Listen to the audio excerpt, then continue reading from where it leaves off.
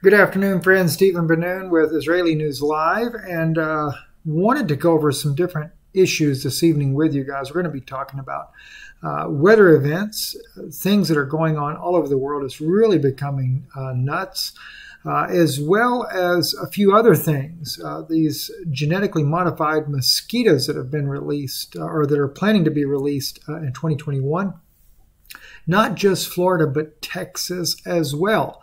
Also be talking about this evening about just briefly about a young girl that was visiting, 16-year-old girl that was visiting Israel and Eilat, who was gang raped by 30 men.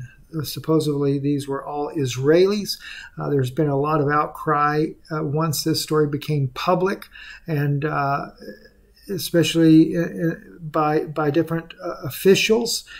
But I can only imagine, of course, this girl was a tourist visiting Israel, and this happened to her. Then I could only imagine then what happens to these poor Palestinian girls who get caught in the same type of web of evil men, just carrying out their animalistic, predatorial horrors. So we'll be talking about that a little bit, as well as Israel's involvement in the first ever military exercises in Germany. Brother Wagner sent that to me, and there's actually, I forget which sister it was that sent me the article about this rape in Israel, but I do thank you for sending that and sharing that with me. And I want to say that was Lisa, but Lisa may have sent me the one about mosquitoes. My wife had already shared that with me earlier this morning, but thank you as well for sending that. Let's get right into this, though. These California fires, as those of you that know, Deborah Tavares and her husband Lou are in the midst of these fires that are going on in California right now. This will just kind of give you an idea of what they are dealing with, on a daily basis right now. The fires earlier today were getting very, very close. The smoke, the embers were already starting to fall on the roof of their house. So they are definitely in harm's way. And unless divine intervention steps in, this could be catastrophic for this family who has fought so hard to bring the truth out about what is going on in the world. And even these fires that are happening, how that Deborah brought out in these fires here, how that this is using a weather type weapons there. In fact, on the fires, one of the things that Deborah speaks about is the laser directed energy weapons that are used to start it. So I actually put up a little video here that shows one of these types of laser weapons here. They're talking about it here in this video here. We'll listen just for a second. Directed energy weapon system for the self-protection of land, maritime and air platforms. It's funded by innovation funding and is at the leading edge, not just of technology, but in demonstrating the end-to-end capability and inform the UK's future procurement decisions in this area. Future procurement decision. That's the UK's version there of that particular weapon. And but as you can see, though, these fires are raging out of control. And where did all these fires? How did they just suddenly all these fires just up and pop up out of nowhere? Right? I know it's very dry in California this time of year, but what you're going to hear is a clip of a video where Deborah talks about this, and I think it was in 2018. I'm going to pull that video up right now for you, and I want to play this clip here for you.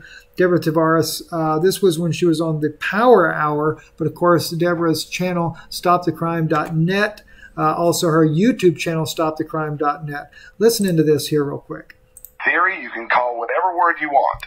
It is extremely suspicious, and there is certainly evidence that the story that we are being told is not true. At the heart of it is this woman, Deborah Tavares, who is an absolute hero. She doesn't like for me to say that, but I'm going to say it anyway. She is standing really in the face. Think about if what she's saying is true and her standing up, what that means, and the flack she is getting and the weight of the world that is on her. We appreciate her so much. We want to hear more of what's going on. Deborah Tavares, StopTheCrime.net. Welcome back to the Power Hour. Well, Daniel, thank you so much for having me back on. Since last speaking with you, we have gone up to Butte County, to Paradise and some of the surrounding areas that were burned as well. And we've gone up with several ex-fire captains that between the two of them have 60 years of strike team fire experience. They also were, one of them was fighting here in the Tubbs fire in Northern California during October of 2017 and has since retired. He saw firsthand the intentional use of weapons, systems, and the primary focus on safety for the firefighters. A new method of firefighting is safety, of course, for the firefighters, evacuation, and clear the area, because they're not equipped at all to fight fires as they have been in the past. In fact, I want to say this now. We were filming a meeting here in Santa Rosa just after the car fire up in Redding. And the sheriff and other agencies were reporting on those firefighting efforts. And we were told by the sheriff that it was difficult to fight and literally arrive at that firefighting effort in the air because of all the drones that were flying over Redding at that time. And I asked in front of a group of a couple hundred people, why didn't you clear the drones out of the way? I mean, shoot them down if they were in the way of firefighting efforts. And he said... Let me pause just for a second. Right now, they're showing this little small drone on there. I don't believe that Deborah's talking about these little toy drones that people are playing with. I think Deborah is talking about military drones, much larger. Let's continue on. In front of all the people, we needed to first confirm what agency they were with. So I will leave that up to everybody as we roll in to what we observed in the town of Paradise. We saw, in fact, that the smart meters were involved. It was a house-to-house ignition. We know, and the firefighters observed, that the trees resisted the fires, which everyone can see from the overhead aerial photography, that the tops of the trees are still green.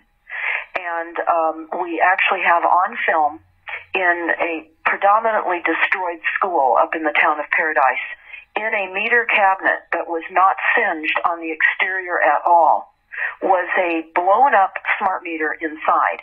Now, on my other website, which I don't... All right, this here, I was thinking that I actually had the clip there where Deborah talks about the laser technology that I was showing you, but this was actually the smart meter technology where they can ignite a house on fire. I do know that firsthand information as well. There is, in every power company, there is a control room, a secure control room, and that control room normally... there is no access to that room to anyone. It is very highly secured because the power company does have the ability to literally ignite your house on fire. I know this from years ago. I won't go into that issue, but I do know that that is a fact, that is true. And I can only imagine, of course, that was back in the old days. What can they do with these smart meters now? No doubt about it. Talk about that much because I don't post on it regularly. Is smartmetersmurder.com. Everyone will find a link to smart meter fires throughout the many years of deployment history, including a number of Pacific Gas and Electric whistleblowers that were telling us years ago that Pacific Gas and Electric knew the smart meters were causing fires, and they are. They're pulsed, and they can cause brownouts in our homes, and they can take down our appliances. Anytime you have an appliance that has been destroyed or isn't functioning right, you have to suspect the smart meter if it's on your home. So I will say one thing right now for everyone that can: opt out of the smart meters as soon as possible. We have observed that in the fire areas, many of the homes that managed to survive did not have smart meters. Now, I can't say that completely, but we have made that observation. You must understand, we are in an active criminal crime scene, and the perpetrators are determining the cause. So we are up there with investigators, and other people are up there with investigation work being done as well to determine the facts around this.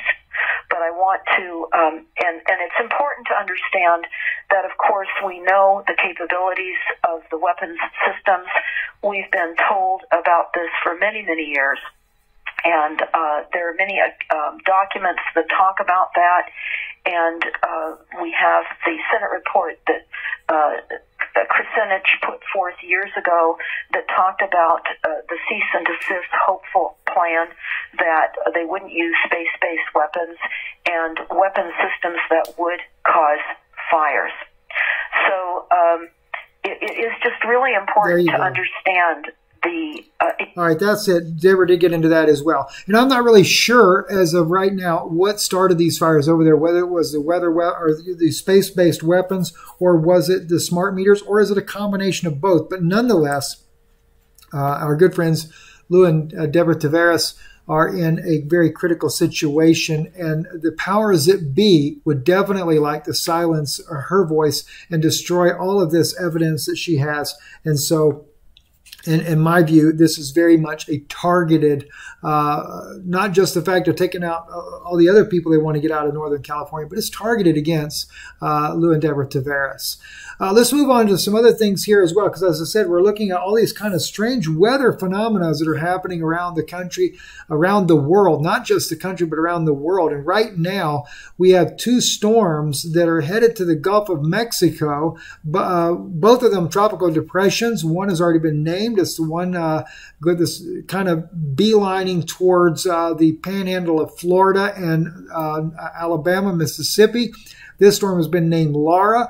That is TD13, and TD14 has not been named as far as I know of as of yet. But both these storms, very unprecedented, are to make landfall almost the same, well, actually the same day. And that's pretty wild. I don't know if I've seen anything like, well, maybe years ago they had one off of Baja California, two tropical storms that made landfall that also created a tremendous amount of havoc, creating, I think, a 13-foot wall of water that did a lot of destruction when the waters came out of the mountains there just out of San Diego or south of San Diego. I can remember that as a kid, but nothing like that since then. And then we have here, this is at the Antarctica. Right? Winds reaching 120 miles an hour, 200 kilometers an hour. Let me just play this clip for you here. This one kind of blew me away. I mean, hey, maybe Antarctica does get winds this high. I have no idea. But it was posted out there as unusual. Antarctica is cold enough. I can only imagine how much colder it is at 120 mile an hour winds. Totally insane, the things that are going on around the earth right now. So, but anyway, and then on top of that, if you remember the derecho storms there that had struck Jessica and her husband, I believe his name's Robert, truckers that we know that were actually in this, texted me in the middle of the night, pray for us, we're scared. And of course, it was because they were also in this derecho storm here. Tornado force winds on you in a matter of seconds. We had wind speeds of a magnitude of a strong EF1 to low EF2 tornado. Storm chaser. I heard that this was as much as 140 miles an hour. I know that at the time, Jessica was telling me that it was like 110 mile an hour winds is what they were experiencing it. But you know, most hurricanes, when they come in like that, you know, I've been in one that had right around 100 mile an hour winds at the eye wall, but the eye wall is always short-lived. My wife, she was through, I haven't seen, I think 130, 140 mile an hour wind eye wall, just devastating. But you got to keep in mind, a derecho storm, it covers a wide bandwidth of land there, and that winds are not just a little small eye wall, but it was, I have no idea, maybe 100 miles wide. The devastation that was done was just unreal. And then the earthquakes. I see this earlier, and my good friend Johnny also had sent this to me probably about 5 minutes after I saw it myself. Earthquake centered near Detroit, Michigan. It was like about 5.5 miles deep, but it was actually a 3.2 earthquake, enough to shake the ground, kind of make residents wonder what was going on. So I jumped over here to the USGS survey to look at that. I saw that one there, but then I started noticing again More earthquakes down in Indonesia, 5.5 hitting Bengkulu, Indonesia, and then also another 6.9 hitting Katuba, India. And then, of course, all along the coast of California, down into Baja Peninsula, dropping all the way down to Chile, as well as in Bolivia. Bolivia getting a 4.1, and also Chile getting a 4. I believe it was a 4.1 in Chile as well. Yes, 4.1 in Chile. And, of course, Texas, up in even smaller earthquakes up there around Yellowstone, West Yellowstone, Montana. So things are just going nuts right now. Even Hawaii getting a little 2.8 earthquake. So all kinds of crazy things happening all over the earth there. And then, of course, my wife had shared with me, and like I said, somebody had sent me the article itself. My wife was telling me earlier today about the genetically engineered mosquitoes that are going to be released in Florida. Now, the sister that sent the article to me, she reminded me, she said, Brother Steve, she said, they're actually going to release these mosquitoes, not only in Florida off the Keys, but the article states in there, which is very true, the article does state it, it's also going to be released in Harrison County, Texas. She said, I remember you talking about how that one of your sources had talked about that they would target Florida and Texas, the undesirables. She said, could it be that this genetically modified mosquito is one of those plans? Of course, it was Texas, Florida, and New York City. I don't know, but that is very weird, this genetically modified mosquito being released. And, of course, they're claiming that it will die off at an early stage. Sounds really weird. Israel's first military exercise in Germany, moving event. Says that because it was the pilots that flew with the Germans were pilots of former Holocaust survivors. I think it's a little bit odd that this is happening, but, you just never know. Don't know exactly what the purpose is behind this, but it does seem very strange. And then, of course, coming out on Israel's Hayom, which is Israel Today, their news source there, Israeli horrified by alleged gang rape of a teenage girl by 30 men. Police arrested several suspects in the rape of a 16-year-old girl. One suspect says men lined up outside the girl's hotel room while eyewitnesses failed to intervene. That's exactly right. They failed to intervene. And they shouldn't just arrest one or two. Every single one of them needs to be prosecuted to the fullest extent that it can possibly be done. And as I said earlier, I can only imagine what has happened to many. If this happens to a tourist, and I'm not sure where the tourist is actually from, down in Eilat, Israel, imagine what happens to these young women that are Palestinians, that they are considered like less than animals or something in the eyes of many young Israelis. So it is very, very troubling to me to hear about this. And, something has got to be done about this. I know that we have a lot of going public, like Benny Gantz, all these Prime Minister Benjamin Netanyahu also tweeting about it and all acting as if they're enraged and stuff. What are they enraged about? Because it actually got publicly known? I don't know. But anyway, it's a sad day to hear this type of information. I'm Steve Ben-Nun. You're watching Israeli News Live. Good afternoon.